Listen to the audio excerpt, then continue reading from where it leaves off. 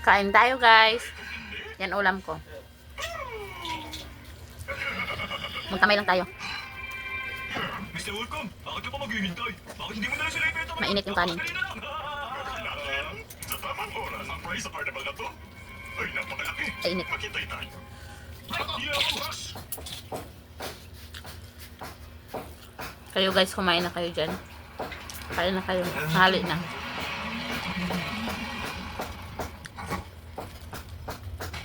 Bilisan mo, magsisimula na. Ito na, maghintay ka lang. Hindi ko mapigilang isipin lahat ng Parang gusto ko pa ng kanin. Magdadagdag pa ako ng kanin. mga tao talaga. Dito ako sa... Isa akong unggoy para prutas ang utak ko. Ako ba tinutukoy mo? Hindi, ikaw, genius. Oh, may gaganda pang venue. Second batch. Hindi ako makahinga sa mga. Pangalawang kuha ko na to ng kanin guys. Hindi na ako magda-diet guys. Wasang init. No, no, no, no.